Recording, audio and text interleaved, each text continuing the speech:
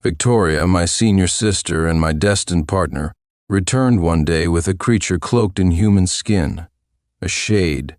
Consumed by her infatuation, she cried and pleaded to leave the sect, willing to abandon 20 years of cultivation without a second thought. I believe she had been bewitched by the demon and publicly exposed its true identity. To my astonishment, the shade destroyed itself on the spot, body and soul, leaving Victoria hating me to the core. She branded me a speciesist. Years later, after she achieved her ultimate cultivation, she obliterated the sect with a smile, leaving me as the lone survivor, struggling to endure. From dusk till dawn, from sunrise to sunset, she used every cruel method to torment me, skinning me, ripping out my tendons, cutting away my spiritual bones, and destroying my essence. When I was reborn, I returned to the moment when I exposed the demon. This time I vowed to fulfill her desires. If she had chosen to fall, I would ensure she sank into the abyss, never to rise again. When Victoria announced her decision, the entire sect plunged into silence. For 20 years, the sect had invested every ounce of effort into her cultivation, providing her with every resource and prioritizing her above all others, because she had the greatest potential to achieve immortality and restore the sect's former glory. With the immortal summit around the corner, our sect's ranking was already at risk. A lower placement would mean fewer spirit stones, and without those resources, the disciples' cultivation would suffer even more. But she decided to abandon all of this for a handsome, frail mortal. If it weren't for him, she declared, I would still be a walking corpse, aimlessly wandering. If it weren't for him, what meaning would immortality even have? For 20 years, I gave everything to the sect. 20 wasted years without self, without thought. 20 years of living like the dead. Now I choose to live for myself. Lily, our junior sister, gritted her teeth and retorted, Senior sister, what exactly have you contributed to the sect? Our master poured his heart and soul into guiding you to immortality. The sect gave you unlimited spirit stones. We, your junior brothers and sisters, served you tea, massaged your shoulders, and catered to your every need. You accepted it all without complaint, and we never uttered a single word of resentment. So tell me, was it you who gave 20 years to the sect, or was it us who served you for 20 years? Are you a creature that only takes and never gives? You speak of living for yourself, but have you ever had even a shred of gratitude? Victoria fell silent for a moment before sneering dismissively. Are you lecturing me, or is someone else feeding you these words? Acceptance doesn't equal agreement. Enough talking, our paths diverge. I prefer the warmth and simplicity of human companionship over the cold strictures of this sect, and I prefer a partner who understands me over a self-righteous sect mate. She muttered under her breath. Besides, there's simply no comparison between them. Ah, no comparison indeed.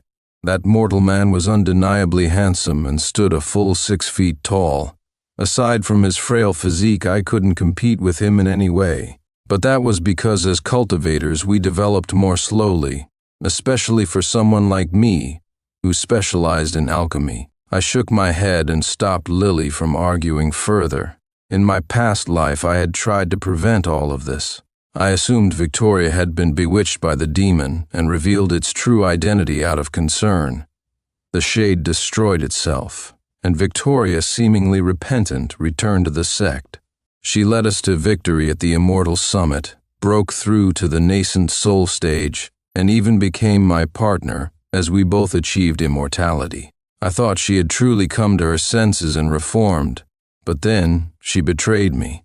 She poisoned me, stripping me of my cultivation. Caught off guard, I fell into her trap and could only watch as she destroyed the sect. She tortured me day and night, her laughter echoing as she extracted my spiritual bones. Her twisted expression, illuminated by the flickering candlelight, was hauntingly grotesque. You love your speciesist ways, don't you? She spat. You wanted to destroy him completely, body and soul. Now I'll make you pay 100-fold. I'll peel your skin inch by inch, sever your tendons piece by piece. Blake, do you see? Those who wronged you have all paid the price.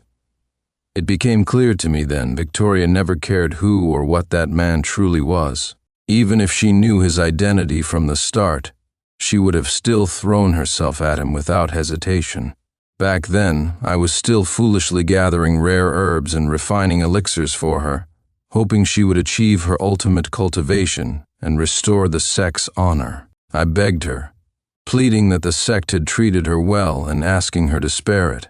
She responded with cold indifference, glaring ahead with hatred. This heartless, selfish sect only wanted to exploit my power for its own gain. A sect like that deserves to be destroyed. The sect didn't kill Blake, but he died because of it. If the sect hadn't allowed you to slander and harass him, if they hadn't let Lily push him so relentlessly, would he have destroyed himself like that? In this new lifetime, given another chance by the heavens, I chose to let go.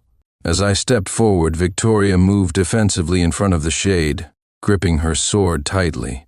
Whatever you have to say, save it. I'm leaving the sect, and nothing you say will change my mind. Don't even think about using underhanded tricks to destroy our relationship. If you do, I'll only hate you more. I shook my head and silenced the restless sect members behind me. There's no need for further argument. I support Senior Sister Victoria in pursuing her relationship. I stepped past the two of them, ignoring their expressions, and left without looking back. Victoria left the sect. Several elders had resigned themselves to the hopelessness of the situation, sighing deeply day after day. The path to cultivating a talent in the mystical arts relied on 4 key aspects: innate talent, tireless effort, and the resources of rare elixirs and enchanted stones. Only through the combination of these could one achieve true mastery. The ranking in the Mystic Arts Tournament was the primary means to acquire these enchanted stones, which explained why the sect would spare no effort in nurturing a single individual. In such an atmosphere, some wavering disciples and new initiates took the opportunity to flee under the cover of night. Every day the sect's numbers dwindled, leaving the atmosphere heavy and lifeless. Yet, I felt a quiet confidence. That very evening, I visited my mentor and requested that I represent the sect in the Mystic Arts Tournament. I told him I had a way to secure victory for our sect. My mentor remained silent for a long time. Though his eyes betrayed skepticism, he eventually handed me the remaining stash of enchanted stones, barely a few dozen, and said, "Might as well try to save a lost cause. Do your best." As the senior disciple, none were more suited for this challenge than me. However, my focus had always been on alchemy, dedicating myself entirely to supporting Victoria in her cultivation. My combat skills had remained underdeveloped, but having lived through this life once before, I now knew the locations of the rarest elixirs like the back of my hand. I spread out a map, marking each location one by one. For 2 days and nights, I didn't close my eyes. When Rosie came to check on me, she found me utterly drained. She tried to console me, saying, "Victoria just made a momentary mistake. She got swayed by sweet words and good looks. In my eyes, Ace is far better than him." True, Ethan had striking features. Next to him, someone like me, stunted in development from years of cultivation, seemed like an unpolished gemstone compared to a finely crafted jade bracelet. To this day, I can't forget the scene of Victoria bringing Blake up the mountain. Mortals were forbidden from ascending the celestial stairs, yet there they were, their fingers intertwined, hands clasped tightly. Step by step, she led him up. The rising sun cast its golden light along the winding mountain path, illuminating their synchronized strides. As they rounded the bend midway up the mountain, the sunlight bathed their faces in a radiant glow, while the birds in the valley seemed to chirp soft melodies just for them. The morning breeze sent ripples through the emerald treetops. I watched as Blake reached out to brush a stray leaf from Victoria's hair. They exchanged a smile, as if in a world of their own. I stood there, frozen, unable to look away. Occasionally, other sect members glanced at me, whispering among themselves.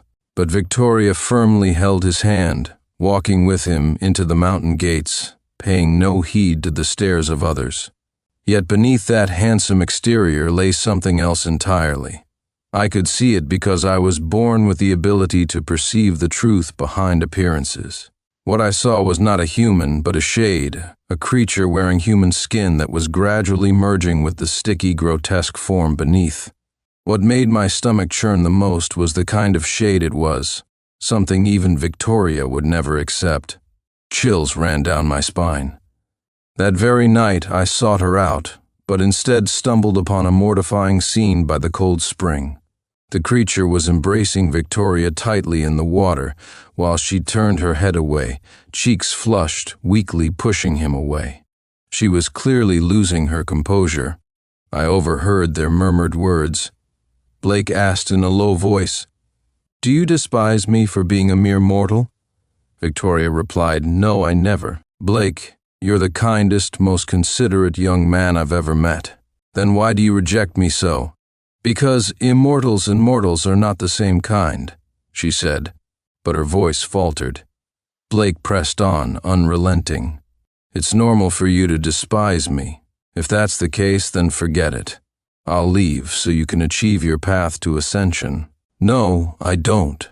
Victoria's protest was cut off, her voice muffled. The low murmur of conversation soon turned into something else entirely. I retreated from the scene. Later, I heard the story of how Victoria had first encountered Blake. During a shade hunt in the mountains, she had cornered the creature in a cave after days of pursuit. The shade, gravely injured, had fled into the cavern, and Victoria followed. She delivered the final blow, only to hear a faint cry for help. Deep inside the cave, she discovered Blake barely clinging to life. Beside him lay the body of a woman. Blake explained that he and his sister had been abducted by the shade. His sister had sacrificed herself, offering her body to the creature to protect him. For days they had been trapped in the dark cave, weak from hunger. His sister had resorted to cutting her own flesh and feeding him her blood to keep him alive. But now she was gone. Blake had knelt on the ground, kowtowing desperately. "Please, immortal, help me bury my sister's body," he had begged. Moved, Victoria had brought him back with her. Having spent so long in total darkness, Blake's eyes were temporarily blinded. Victoria had taken it upon herself to care for him until his vision returned. Wherever she went, Blake followed. He was sweet-tongued, always calling her sister in the most endearing way. But one day, as Blake bathed in a mountain spring, he claimed a snake had wrapped around his foot. Alarmed, Victoria had dived into the water, searching for the snake despite her reluctance.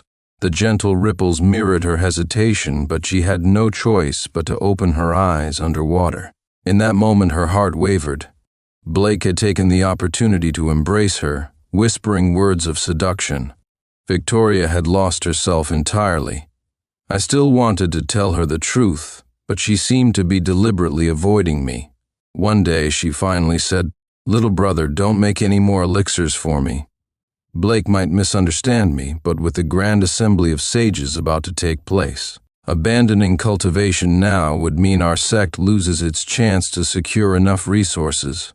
If Blake truly cared for you, Victoria, he wouldn't interfere with your progress in cultivation, much less let you ruin your own potential. Do you even know who he truly is?" Victoria's face turned pale as she shot me a cold glare. "Jealousy has turned you into someone I can barely recognize. You weren't like this before. I know how you feel about me, but emotions can't be forced. I hope you have the self-awareness to realize that. You've always looked down on him, holding countless prejudices against him, simply because you don't understand who he truly is. I suggest you stop slandering others. It only makes me see you as petty and despicable." She refused to listen to my warnings. My celestial sight allowed me to perceive his true nature. Blake was like a parasitic vine, wrapping himself around her, draining her vitality. That creature was using dual cultivation to siphon her energy, slowly corroding Victoria's spiritual essence. To stop her from straying down the wrong path and falling prey to that creature, I revealed Blake's true form in front of everyone. I saved her, but in doing so I destroyed the reputation of our sect, Void Summit. This life, I am determined to make Void Summit renowned across the continent, to have its disciples dominate the grand assembly of sages. The news of Victoria leaving the mountain spread quickly. Every other sect immediately crossed Void Summit off their list of competitors. What they didn't know was that during this time, I dispatched my junior brothers and sisters to gather rare herbs from all corners of the land. With the aid of my celestial sight, my alchemical skills improved immensely. The disciples of Void Summit advanced rapidly with the help of these elixirs. Within a month, several had reached the late stages of the Golden Core realm. As for me, I poured every waking moment into my cultivation. Without Victoria to drain the sect's resources, I had ample time and energy to focus on my own progress. Master, who had long given up hope on me, came to check my progress out of formality. To his astonishment, he repeatedly examined me, unable to believe what he saw. With my cultivation, my celestial sight grew even stronger, enhancing my ability to refine medicine. I could now detect the location of spiritual energy and observe the flow of energy within my own body, allowing me to fine-tune my techniques for exponentially better results. Master sighed. Victoria doesn't realize what she's missed out on. But then again, this is her choice. Being with Blake must be her destiny. Even if she ascends to immortality, she'll still be attached to that creature. By the time I confronted her again, I was broken in body but filled with bitter clarity. I laughed grimly, addressing her. Do you really think Blake is just an ordinary creature? Do you think that corpse was truly his sister? If they were siblings, both of them wouldn't have starved to death in that cave. And why would Blake risk his life to return to that cave? Why was he blind for months, and why did he refuse to bathe? Because he was terrified you'd discover his true form. But do you even know what his real nature is? She grabbed my forehead, her sharp nails digging into my flesh. In mere moments, I lost my sight forever. She forced my face onto the scalding hot alchemical furnace, my features melting into an unrecognizable mess. The searing pain blurred my senses as she sneered. So what? I don't care. I love his soul. A narrow-minded, selfish person like you will never understand. You're shallow and vulgar. Even the finest elixirs can't help all disciples. Some need to start with simpler remedies to build their foundation. Rosie and I descended the mountain to buy herbs from a farm near Summit Hollow. To my surprise, Victoria now ruled the estate as its mistress. Adorned in jewels, she exuded wealth and elegance, an aura of allure that could captivate anyone. Behind her stood villagers with hollow expressions, bowing and calling her mistress. It turned out that after leaving the sect, she hadn't gone far. She had claimed a stretch of fertile land at the foot of the mountain and started selling spiritual herbs. I understood her scheming nature. This was merely her way of lying low, waiting for an opportunity to re-emerge. How laughable. When she saw me approach, her brows furrowed slightly. Before I could speak, she coldly said, "Sincere, I will never return to the sect. I advise you to stop making trouble for Blake. If you insist, consider our ties severed. We'll never see each other again." Unfazed, I let out a faint chuckle. "Mistress Victoria, we have no connection. Please don't call me your brother anymore. You grow your herbs, I'll purchase what I need. There's no need to feign familiarity. Are we even close? As for you and Blake," I added with a smirk, "my advice is to lock the door and throw away the key." She dismissed my words as stubbornness, smirking in disdain. When I inquired about the price of some herbs, she mocked, "So Void Summit can't even grow herbs of this quality without me? Fine, for old time's sake, I'll give you a fair price." Lily, unable to bear it any longer, scoffed and barked, "You're just a herb vendor. Why are you so full of yourself? Who's your sect mate? You're like a leech, draining the sect dry before running off. Do you even have any shame?" Victoria flushed red, frozen in place. Blake stepped forward, shielding her while saying, "Victoria, let me talk to him. I'll try to reason with him. Otherwise, this endless pestering will get us nowhere." Blake approached me, leaning in close to whisper mockingly in my ear, "What kind of so-called cultivator are you? Thinking you're invincible? The woman you can't even dream of reaching is someone I can easily toy with. You're nothing but trash." Rosie swung her fist, landing a solid punch right on Blake's nose. He was caught off guard and dared not retaliate. Instead, he glared at the two of us with a venomous look and spat, "How dare you lay a finger on me?" Victoria stormed over, her face red with fury. She jabbed her finger at me, scolding, "I knew it, you still can't let go of me. But taking your anger out on a mortal? That's beneath you. Bullying the weak is disgraceful for someone from a righteous sect." I raised an eyebrow and replied coldly, "Laying a hand on him is mild. I should take his life." She hesitated, her face softening into one of pity. "You don't need to keep saying things out of anger. Why must you always target him? Matters of the heart cannot be forced. If you all truly wish for me to return to the sect, I might consider it, but only if the sect agrees to let Blake and me cultivate together, and if you swear not to trouble him anymore.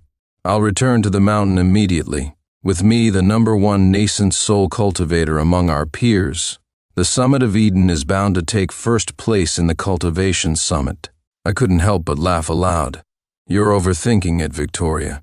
This year's summit will be represented by me." She stared at me in shock, realization dawning on her face.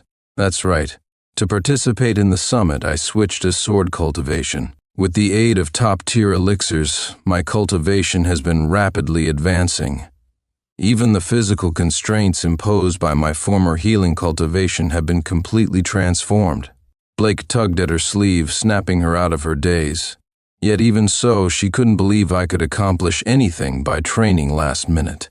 She smirked smugly, offering advice. "I'll give you all 1 month to think it over. If you come to me within that time and agree to my conditions, I'll go back to the mountain with you. Just one look, and I can already see the black streaks forming in your golden core." Oh, and just to clarify, that's not a compliment. I turned away from her stall and bought spirit herbs from another vendor.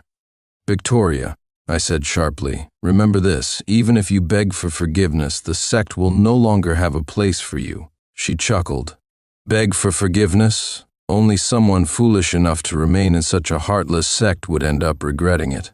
Blake and I are perfectly in tune, we have no regrets.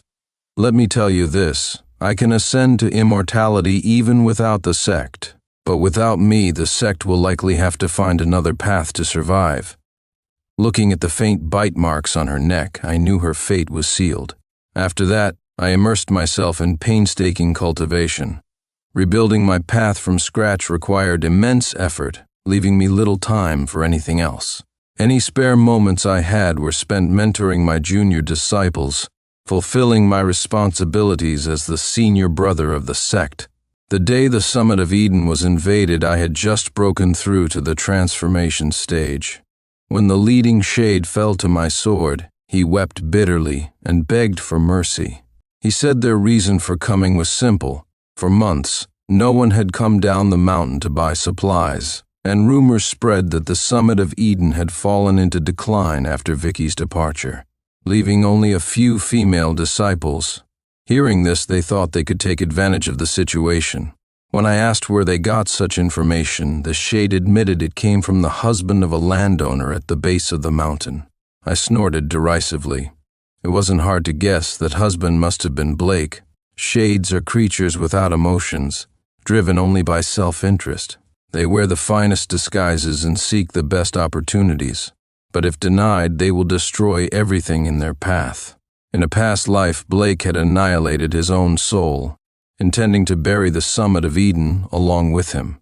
The shade also shared another piece of information. Since leaving the sect, Victoria had become highly sought after. Many smaller sects were doing everything they could to recruit her, hoping she would represent them in the summit. She was enjoying the attention, telling everyone she would give them an answer in a month, so that's why she had mentioned the 1-month deadline to me. She enjoyed the feeling of being revered. What she didn't understand was how much the sect and the Summit of Eden had sacrificed to elevate her to such heights in the past. The sect poured all its resources into her, hoping she would bring honor to us all. But after her victory, she refused the allocated spirit stones, putting on a facade of moral superiority, claiming all resources should be distributed equally. The summit of Eden, being modest in size, received only a few spirit stones, leaving most disciples unable to even reach the golden core stage. But this time those spirit stones, once reserved for her use, were distributed among every disciple who showed promise. Over the next year, the sect trained diligently, leaving no room for complacency. When 2 secret realms appeared, I used knowledge from my previous life to guide my junior disciples, seizing countless rare elixirs and herbs at the perfect moments. On my return, as I soared on my sword over the town below, I saw Victoria riding a tall, majestic horse, with a crimson stallion right beside her. A group of servants followed closely behind. Blake held her hand, and beneath the radiant glow of his skin, something squirmed sluggishly. In less than a year, the shade would fully merge with him. He turned his rejuvenated face toward Victoria, kissing her as the servants averted their eyes in shy discomfort. Enjoying the scene, he shifted slightly, causing the jade pendant around his neck to fall to the ground. One of the maids stepped forward, picking it up and subtly attempting to hide it in her sleeve. In an instant, Victoria turned her head ever so slightly. A flash of sword light followed, severing several of the maid's fingers. Her scream echoed across the field. Victoria remarked coolly, "You're not worthy of touching his belongings." Blake smiled indulgently. "Victoria, there's no need to be jealous for my sake. This is their first time seeing me. They'll get used to it eventually." Victoria's face showed a hint of smugness. "Well, what can I say? My husband Blake is the best man in the world." Blake smiled gently. "And you, my dear, are the finest woman. Naturally, the best man must be with the best woman." "Utter nonsense," I muttered under my breath. "A so-called cultivator stooping to fight an unarmed mortal. What a display of bullying the weak." I withdrew my keen perception and continued soaring forward on my sword. Victoria didn't notice my presence until I had already left. Only then did she seem to sense something, glancing up in confusion. Now, with a stroke of divine fate, I was nearing the integration stage, a state where the nascent soul and physical body merge completely into one. The intensity of my training had made me lose track of time. Over the past year, Skycrest Mountain had undergone a complete transformation. Cultivation is a path of hardship, but the endless supply of premium elixirs and an inexhaustible stock of pills elevated even the newest disciples of Skycrest Mountain to the golden core stage. During this time, I occasionally heard news of Victoria. She had carefully chosen a small sect to join and quickly became its deputy leader. She now controlled the sect's entire spiritual stone reserve, clearly seeing the upcoming Grand Cultivator Assembly as her for-the-taking prize. Success and companionship seemed to fall into her hands effortlessly. At one gathering, she even mentioned me, claiming I had always looked as though I became an alchemist solely for her sake. She boasted that she had reached the late nascent soul stage without me, dismissing my alchemy efforts as a mere act to gain sympathy. Ridiculous. Alchemy is no simple task. Sleepless nights tending fires, maintaining precise temperatures, and painstakingly crafting pills, all of it required utmost precision. I spent day and night by the furnace, often covered in ash, my appearance disheveled, and yet, in her eyes, all this effort was just an act. How laughable. In this life I abandoned alchemy and turned to sword cultivation, with my sharp perception growing even more formidable. Alchemy became almost effortless, but I no longer needed to rely on it. This time around, I finally had the chance to see what I was truly capable of, a face more striking and robust than Blake's. The Grand Cultivator Assembly was held successfully. Skycrest Mountain sent only 3 representatives, myself as the leader, my junior sister Lily, and our weakest disciple, who had just reached the late Golden Core stage. The assembly took place in the Grand Hall of the Emerald Peak sect. As in my past life, the treatment we received depended entirely on the standing of our sect. Skycrest Mountain warranted nothing more than a single outer disciple as a greeter, while the majority of stewards from more prominent sects waited at the mountain gate to welcome the prodigies and likely champions. Beautiful female cultivators adorned in exquisite makeup, dashing male cultivators exuding confidence. The scene was lively and bustling. Victoria, though still striking, had lost 2 years of potential growth. She remained at the late nascent soul stage, failing to break through to the soul transformation stage, as she should have. Naturally, the treatment she received was no longer what it had been in my past life. Dressed in a flowing white gown that exuded elegance, she still carried herself with an air of refinement. As I walked past her without a second glance, she furrowed her brows and remarked, "Has Skycrest Mountain fallen so low? If I'm not mistaken, neither of those 2 disciples has even reached the fasting stage. Are you bringing just anyone to fill the ranks now?" Rosie, my younger junior sister, flushed red with anger and snapped back. "And what about you? A traitor who abandoned her sect and betrayed her master, linking up with unsavory characters and thinking herself untouchable. Have you no shame?" I smirked. Rosie didn't realize we had long concealed our true abilities. As of now, Victoria couldn't even stand a chance against our weakest disciple. Victoria seemed briefly stunned by my smile but quickly composed herself. "We were once fellow disciples. If you apologize to Blake, I might consider sharing some spiritual stones once I win the championship." I glanced at her and replied coolly, "Whatever our sect needs, we'll take ourselves. No need for your concern." Her expression froze in disbelief. "You don't believe I can win? Over the years, I've made a name for myself." Indeed, despite her reckless ways, she had managed to train diligently and leverage the resources of her small sect. But what she didn't know was that her golden core had long been corroded, nearing its collapse. Without the tailored pills I once crafted for her, her spiritual veins had already begun to clog and stagnate. In this life, no amount of effort could help her break through the nascent soul stage. I waved dismissively. Words are meaningless. Only the competition will reveal the truth. After we departed, Lily confided in me, "Victoria stood there for a long time, just staring at you." Unexpectedly, a conflict erupted before the competition even began. Victoria clashed with a female disciple from the Emerald Peak sect after Blake deliberately caused a scene. During a cold spring bath, he had asked the Emerald Peak disciple to hand him his robes, only to grab her sleeve and pull her into the spring. Before the female disciple could even react, Victoria accused her of seducing Blake and challenged her to a duel. Even so, the once unbeatable Victoria only managed a draw. Lily, ever observant, explained, "Victoria always believed her talent alone brought her success.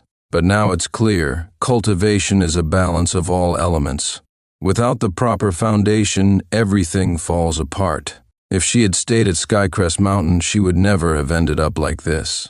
Now her blocked spiritual energy and lack of tailored pills make her foundation too weak to sustain her nascent soul stage." The once untouchable senior sister, Vicky, had fallen to mediocrity. If only she knew what she had lost. I can't say how much regret she might feel, nor do I care. But I've regretted countless times. We met during humble beginnings. I was an orphan adopted from a small farm, while she was a newly recruited outer circle disciple of the sect. Together we supported each other and eventually became inner circle disciples, making a name for ourselves at the recruitment tournament. I thought we shared mutual feelings and saw each other as confidants because of our shared ambitions. I pitied her for her untapped potential and was determined to help her achieve greatness, pouring my heart and soul into it. In a way, I saw her as a reflection of myself. In my past life, I tried to alter her path in life, only to completely change the destinies of both of us. This time, I vowed not to interfere with others' fates or take responsibility for their choices. I have my own path now. I no longer care about her, even ignoring any news about her. The Celestial Summit began. This time only 3 of us represented Silver Peak Mountain. Our team was small and scattered as we headed to the tournament. Meanwhile, Victoria arrived surrounded by an entourage, radiating confidence. When she saw me standing alone, it seemed like pity flickered in her eyes as she nodded in acknowledgement. People around us whispered softly, discussing how pitiful I was and how devoted Victoria seemed. The weak have no voice. My sword flew from its sheath as I leapt onto the stage, standing at the center. There were no cheers from fellow disciples, no solemn instructions from a master. It was just me and my sword, but after I claimed my 10th victory with ease, all eyes were on me as the most formidable opponent. The stage was littered with the defeated elite disciples from other sects. All had become my stepping stones. Clutching my sword, my composure remained unshaken, not even a strand of hair out of place. Awe and disbelief erupted around me as the crowd praised my ability to see through every opponent's moves and weaknesses. Where there was once pity, now there was respect for my undeniable strength. For them, it was incomprehensible that Silver Peak Mountain could produce a disciple like me, while Victoria seemed no better than a failure. As for Victoria, she barely managed to stand after putting everything on the line, her core nearly shattered. Although she secured victory in her final match, it came at a steep price. She was clearly unfit to continue. Her pale face and unsteady stance painted a sorry figure. Once Silver Peak Mountain's brightest star, she was now just an ordinary disciple who couldn't even make it into the top 10 despite her best efforts. Her sect leader and fellow disciples left in frustration, their arrogance from before the competition now a distant memory. Only Blake, who had been so boastful before the matches, stayed by her side, staring at her in shock. Defeated, Victoria collapsed to the ground, unconscious. By the time she regained consciousness, I had already completed all my matches. She awoke pale as a ghost, as if emerging from a long nightmare, glancing at her robe and then at me as I happened to pass by. The shattered core within her left her disoriented. Her mind flickering between dream and reality, she looked at me, her expression full of confusion, and murmured, "Junior brother, I had such a long dream. In it, I gave up cultivation, abandoned the sect, and even caused your death because of a shade." Her trembling fingers betrayed her growing agitation as she looked at me, my expression cold and indifferent. It was clear she had been reborn. "Miss Victoria, you've been away from Silver Peak Mountain for 2 years now. This is no dream. As for whether you caused my death or not, only you would know." Her body shook at my words, and she glanced around in fear. In an instant her gaze dimmed, filled with deep sorrow. Reaching out, she grabbed my robe, pleading, "Senior brother, can you forgive me? I was wrong before. I see that now." "Senior brother, we used to." I cut her off, my tone calm. "Miss Victoria, since you've already abandoned the sect, don't address me as senior brother anymore." Rosie, seeing her attempt to cling on, scolded her, "Victoria, have you no shame? The sect raised you, and you leached off its resources. Then you left without a second thought. Now that you're down and out, your core shattered, you want to come back and leech again? Pathetic." I nodded in agreement and walked away, heading toward the admiring and awestruck gazes of the crowd. The glory of the moment, which should have belonged to Victoria, was now mine alone. She could only retreat into the shadows, a fallen star. The heavens reward diligence. Only through hard work can one reap rewards. After her defeat, Victoria disappeared. It wasn't until some time later that her maid arrived at the foot of the mountain, bringing news of her. According to the maid, Blake, the man Victoria loved, had revealed his true colors during her weakened state. He drained her core and spirit, leaving her a broken shell, keeping her as a captive. "She always provided for me before," he reportedly said. "Now I'm just doing the same for her. I feed her well, just like she did for me. What's wrong with that?" A monster is always a monster. They simply cannot comprehend human dignity. After months of torment, Victoria begged her maid to deliver a secret letter asking for my help. The maid, after relaying this tale, said she had a personal note from Victoria to give me. She stepped forward, reaching into her cloak. In an instant, a wave of poison surged toward me. I raised my hand, a flash of golden light severing her arm. How audacious.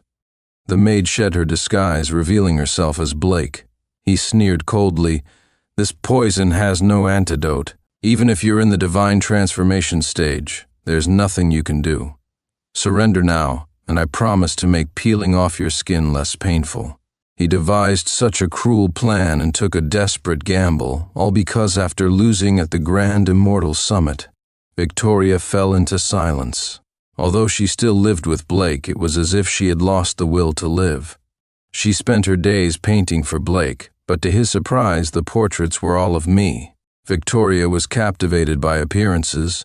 She once loved me, and now she loved your face. Since she admired this face so much, then for her sake, I might as well don your skin. I clenched my fists as a massive net tightened around him. Though he struggled fiercely, the surface of his skin cracked like splintering porcelain, scattering to the ground. Yet he kept thrashing, shouting furiously, "So what if you're an immortal? Just because you were born privileged and gifted doesn't mean you can steal my woman. Let me tell you, she's merely bewitched by you for now. She loves me. She always has, and she always will. Even if you expose my true identity, she will still love me. She loves my soul, not just this face." I found his words pitiful and asked, "Your soul? Then why don't you dare show her your true form?" His gaze darkened. "What exactly are you trying to say?" I replied plainly, "I've long seen through everything. You've stayed by her side, even sealing your demonic core, all to delay the process of your transformation. If you truly care for her and believe she won't abandon you, then why not reveal your true form? Or are you afraid she won't accept it?" Blake roared, "Don't threaten me." "I'm not threatening you. Ever since you appeared at the foot of the mountain, I've seen through your disguise. I've already had Victoria brought here. She's likely arrived at the base of the mountain by now. Do you dare let her see you?" He began to tremble uncontrollably, violently pulling at the massive net. But no matter how hard he tried, he couldn't tear even the smallest hole. At that moment, a sharp blade pierced through his chest. Lily descended gracefully and said, "Seen your brother? I've brought her." She looked at the distorted figure and asked, "What is he exactly?" "Judging by his form, he seems like some sort of serpent spirit." I shook my head. "Guess again. A centipede, a millipede, a mud eel?" "None of those." Blood began to pool on the ground as Blake's eyes widened in despair, staring at Victoria, who was slowly approaching him. Her gaze was dull and lifeless. The man she had been unable to forget in her previous life had, in just a few short years, become nothing more than a joke. The creature squirmed, tears welling in its eyes, as it tried to crawl out of the net and escape. Everyone present could see clearly now. Blake's true form was a moon eel. This species is born female but gradually transforms into a male after its second molt. This explained why Blake had destroyed his own form and spirit in his previous life, just before revealing his true self. Victoria might have been able to accept a demon like Shade, but she could never love someone who had undergone such a transformation, especially not someone who had once served a monstrous being. In this moment, the pristine image she had of him was shattered by the truth. She descended the mountain in disillusionment. Victoria sought a fresh start, undergoing grueling training to cleanse her body and soul. But no matter how hard she tried, she struggled to make any progress. The resources she had once effortlessly received merely by asking now required her to fight, beg, and scramble for them. Meanwhile, I was on the verge of reaching the void integration stage. Only then did she begin to realize what she had lost, what I had once sacrificed for her, and what the Silent Peak sect had provided her in the past. Several times she tried to meet with me, sending messages to express her regret. One day she knelt at the sect's gates for hours. Rosie brought me a bowl of honeyflower soup, saying it was Victoria who had pleaded with her to deliver it. She had painstakingly collected dew, day by day, to make it. Once I had done the same for her, gathering dew to prepare flower nectar. Now she thought she could rekindle our past feelings with this. When I walked out of the gates, she looked at me nervously. I picked up the bowl of soup and smashed it on the ground in front of her. The shattering glass mirrored the dimming light in her eyes. She left Silent Peak forever. Another 10 years passed. The Grand Immortal Summit was held once again. This time I attended as a senior elder. Rosie, now the sect leader, greeted me with a radiant smile and quickly sat beside me. Raising her hand, she erected a soundproof barrier, cutting off the noise of the outside world. I asked her, "Weren't you too busy to attend this time?" She replied, "Busy, yes, but there's something I left unfinished the last time we drank together, and I need to continue our conversation." She leaned closer to me, her gaze flickering slightly as she whispered, "You know, senior brother, I have feelings for you. Call me Elder." "Fine, Elder, you know I have feelings for you. And just so you know, I kissed you on purpose that day when I was drunk. If you're upset about it, you can get back at me by kissing me."